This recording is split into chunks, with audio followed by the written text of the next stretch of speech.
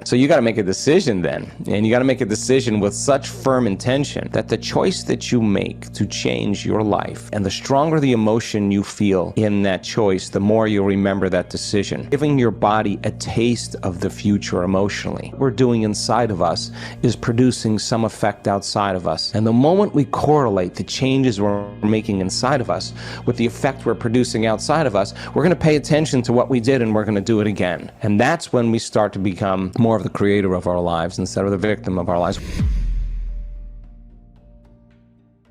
They're spending the majority of their time waiting and not creating, living in lack, living in emptiness, living in fear, waiting for that external event to take away their emptiness or pain. That's the Newtonian model of reality, of cause and effect. Turns out, though, the moment you're feeling that lack, you tend to try harder and force and control and try to predict or manipulate the outer world, because you're doing everything you can because you're experiencing a separation or polarity from what you want. You're waiting for it to happen and not creating.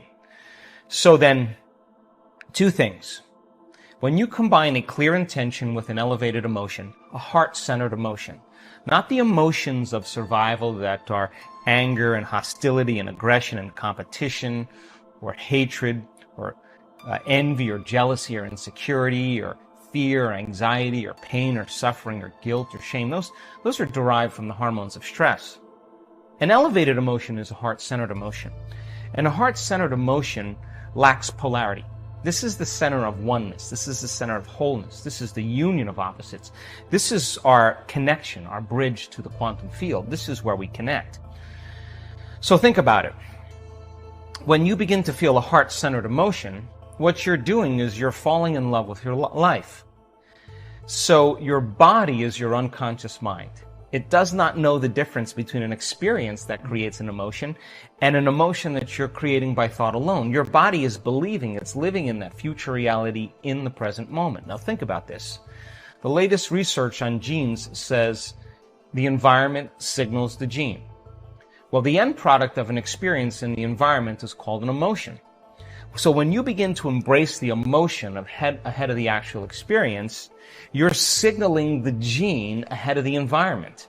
And now you're beginning to instruct and select new genes that make new proteins. And proteins are responsible for the structure and function of your body. So you're literally becoming your dream. You're literally becoming it. So when you feel that emotion, you tend to be less interested in looking around outside of you of how it's going to happen. If you're walking around conditioning your body every day to feel that emotion, that you're in love with yourself and you're in love with life and you're worthy to receive and you're open and you're inspired and you're optimistic and you're enthusiastic and you're feeling that emotion, you feel like your future has already happened. So you're less likely to feel lack or separation. Now think about this. Point number 2. Once energy makes it to the center and you feel gratitude, that center begins to produce a measurable magnetic field. That's a frequency, that's energy, and all frequency carries information. So now you can lay the thought of your new relationship on that frequency, and now you're broadcasting a whole new electromagnetic signature into the field.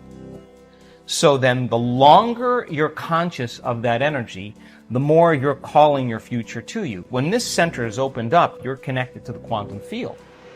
So now you don't have to go anywhere to get it, to try to force it or control it or predict it. In fact, you're the magnet. You're collapsing time and space, and the event is being drawn to you, and it comes in synchronicities and serendipities and coincidences, opportunities. It's energy that's being released into the brain, and you can only describe it as ecstasy or bliss. So the energy of guilt that was stored from thinking and feeling in the same way releases, and it travels up to the brain and it's going back. And when it reaches the brain, what happens? You get more energy in the brain and it begins to produce that external field. So you're beginning to create a field around your body. Well, once the energy's moved, you're going to feel pretty blessed in that moment. In fact, yeah, we do it all the time. And the amazing thing is that rush of energy that's moving into the brain is changing the brain's physiology and producing that field. Now you have energy to heal. The body is a magnet again. And it's as the energy moves up the spinal cord and it starts passing through those spinal nerves, and there's a lot of dynamics going on the body, that energy that was once stored in that one of those energy centers that's released is energy to heal. Energy to create a new future. You're replenishing your field, and now the body becomes more of a magnet instead of an inert piece of metal with no charge. The person then who's reacting to whatever person or circumstance in their life, the stronger the emotion that they feel towards politics, towards the traffic, towards their girlfriend, the more they're paying attention to it. But where you place your attention is where you place your energy. So we also know that when, you're not creating, what you're doing is you're tying up your vital life force. You're giving your power away to that person or that circumstance that you could be using to create a new life with. So when a person's sitting in their meditation, and I love doing this, we just had an event in Marco Island. I'm going to take people further than where they normally go. I know they're going to go, I'm done with my meditation. No, you're not done. We're going to take you to that point where that feeling is so in your face and you can't turn on your cell phone. You can't get up and walk away because 1,000 people are not getting up and walking away and you're part of the community. You're sitting in the fire and you have one of two choices. You can let that brain run on programs and hardwired patterns, and the arousal will drive your brain further out of balance, or you'll practice the formula. And as you lower the volume to that emotion, you're going to take your attention off that person or problem. Guess what? Here comes energy back to you. You're taking your power back. And now you're building your field that way. And when that happens, energy starts to move up into the heart. Once it makes it to the heart, it's going to the brain. So we start seeing people there. Their hearts naturally open up. And all the things they thought they wanted when they came to the event, they no longer want because they feel like they have it. Because they feel like they got the feeling before the experience. So that they feel so whole that they no longer want. And they're not looking for their future anymore. You only look for it when you feel lack. When your body's conditioned emotionally into the future, why would you look for it when it feels like it's already happened? Now this is where it gets weird. Because now things start coming to you and you're no longer in need. And when it comes to you, go, here. Take it, I don't want it. Events that come into your life would not only be just a reflection of a relationship with someone that you wanted to be intimate with, you would have meaningful, loving relationship that would enhance that feeling. And when it didn't, you would say, ooh, you know what? I don't know. I don't know if this is right for me. You would trust that because you worked really hard to nurture this, to protect it, to grow it, trust it again, to open up, right? It takes a lot to do this, but we see let's open that heart. And when they start cracking open, I mean, we see people heal from colon cancer and from angina and all, just boom, there it is, there it's not. That's what's been stored all down here. Once they open this up and it moves, the body is transforming in that moment. It's the system is informing itself. Information is being restored back into the body. So when you get to that point where you're in lack and separation, time gets really crazy because you want stuff to happen faster and it feels like it's taking forever. That's because you're in separation.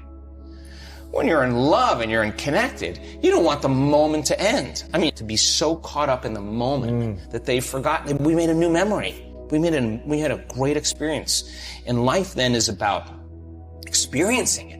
In love. Like, I'm not going to be guilty of what I'm eating or judge what I'm eating if I've cooked a great meal. Let's eat. Because the guilt is worse than whatever it is you think is bad for you.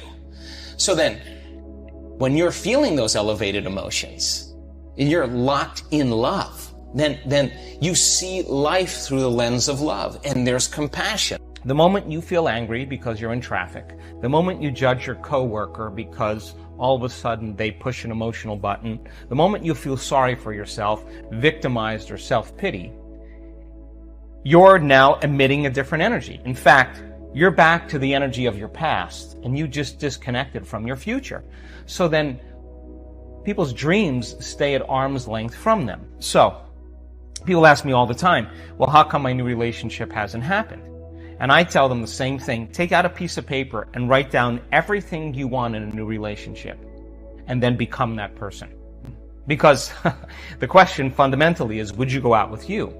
So if the answer is you're starting to love yourself so much that you no longer need another person, or you're no longer in lack, then you magnetize an equal. It just happens as a side effect. And it doesn't happen in ways that you can predict. It happens in different ways. So, the emotions of gratitude, appreciation, thankfulness, a love for life, a joy for existence, worthy to receive, inspired and enthusiastic to be alive, looking forward and in excitement and anticipation to the unknown, staying in that energy without analyzing. That's the energy that allows the unknown to begin to occur. So what you're doing is you're teaching your body emotionally what that future feels like. And when you're in a state of gratitude, you're in the perfect state to receive the fruits of your effort.